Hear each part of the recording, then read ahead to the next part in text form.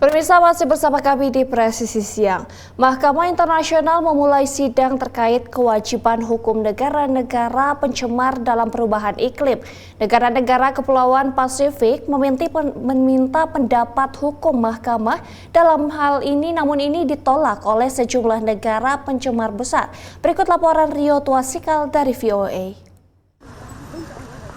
Para hakim Mahkamah Internasional di Den Haag, badan hukum tertinggi PBB, telah diminta untuk memutuskan apakah negara-negara pencemar dapat dimintai pertanggungjawaban karena menyebabkan perubahan iklim. Dalam sidang perdana, negara-negara Kepulauan Pasifik mengatakan keberadaan mereka terancam. Under international law, states have obligations. Obligation to act with due diligence, to prevent significant harm to the environment, to reduce the emissions and provide support to countries like mine, to protect the human rights of present and future generations. Di Fiji, penghuni pulau-pulau kecil telah menghadapi kenaikan permukaan laut, seperti di Pulau Serua dengan penduduk 143 orang ini. Right now we cannot rely more on seawall to safeguard our coastal area. Also climate change is affecting our food security. Pemerintah Fiji ingin memindahkan desa Serua ke pulau yang lebih besar, tapi penduduk tidak mau pergi. Dan di Den Haag, pemuda Kepulauan Pasifik mendesak Mahkamah Internasional untuk mendapatkan opini hukum.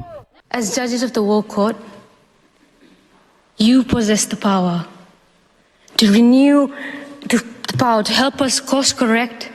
Para hakim akan mempertimbangkan tidak hanya perjanjian iklim yang mengikat secara hukum, tetapi juga hukum hak asasi manusia internasional. Pengadilan mendengarkan kesaksian dari negara-negara yang bertanggung jawab atas sebagian besar emisi gas rumah kaca dunia, termasuk Amerika Serikat. International human rights law, however, does not obligate states to mitigate anthropogenic greenhouse gas emissions, nor does it currently provide for a human right to a healthy environment. Although the United States remains open to participating in a state-led process to develop such a right. Penghasil emisi besar lain, Tiongkok, mengatakan tidak perlu opini hukum Mahkamah Internasional. Perjanjian PBB yang ada, menurutnya, sudah cukup. GG emissions do not constitute internationally wrongful act under general international law. The resulting loss and damage cannot be addressed through state responsibility or liability regime. Opini hukum Mahkamah Internasional tidak akan mengikat secara hukum, namun menurut pengamat akan membawa preseden baru.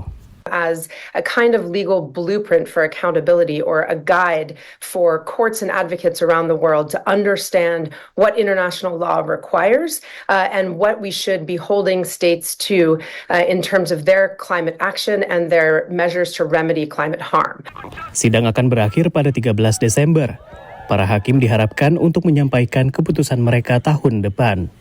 Sidang di Mahkamah Internasional ini digelar hanya beberapa saat setelah jalannya KTT Iklim COP29, di mana negara-negara kaya menjanjikan pendanaan iklim $300 miliar per tahun pada tahun 2035.